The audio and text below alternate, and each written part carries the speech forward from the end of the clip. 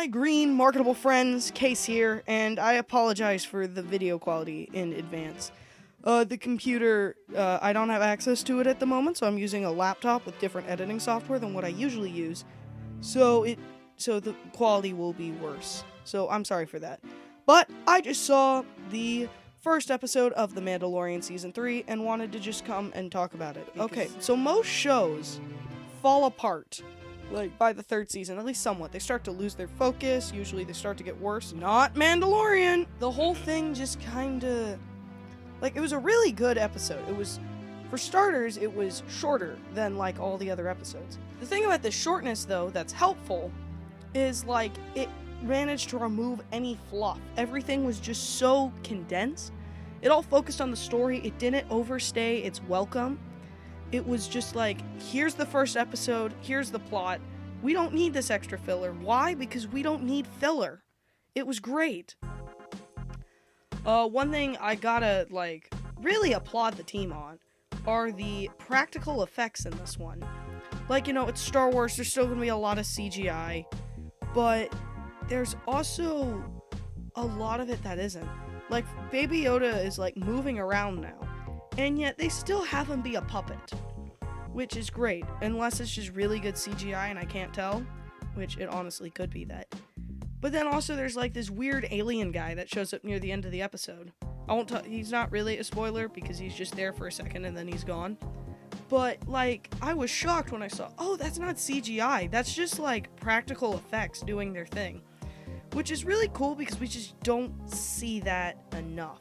Another thing that I really am hoping the team continues to do for this is the visual humor was top-notch.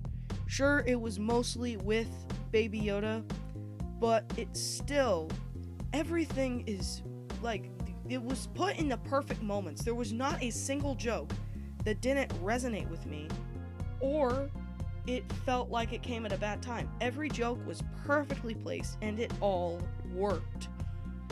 So getting into some more spoiler stuff about the show now, go to the timestamp right here on the screen if you don't want to see the spoilers. Like, the show, like, the plot is pretty interesting. So, yeah, it took what happened in Book of Boba Fett, where he was no longer a Mandalorian, and then he, is trying to become a Mandalorian again, which is, I think it's a good direction for the show to go. It's a nice way. It's not just like, oh no, let's have something involving Baby Yoda again, because we had things with Baby Yoda for the past two things. His arc is kind of over. And now that, like, all his Jedi stuff is done, it's set up where Baby Yoda can just go back to being the adorable sidekick that doesn't have too much in the story, and can just be there for visual humor and marketing and making the show 10 times better. I will say I do like this sort of dynamic. I haven't watched season 2 in, like, 2 years, so I don't remember if this is really how it was in the second season, but I like this whole thing where Mando's just sort of his dad now. And it lets Baby Yoda be more of a kid, because really the only time I think we really got to see that was, like, episode 4 of the first season, if memory serves. Because, like, that whole scene where they're just kind of playing. So, you know, I really like that. I like this mix of just kind of new characters, but we also kind of set the whole thing up with some old characters. We did some Mandalore stuff. It's pretty cool. I'm enjoying sort of the whole aspect of this show, and I'm excited to see where it continues going. So, The Mandalorian Season 3, it kicked off with a great start. Maybe this show will convince me to watch Andor, because I know that's a good show, but I didn't want to watch it because I was still worried it's a bad show. But this show is giving me more faith than ever that Star Wars is really the only thing Disney really cares about putting good quality in. Then again, Obi-Wan Kenobi was pretty bad, so we'll see what happens.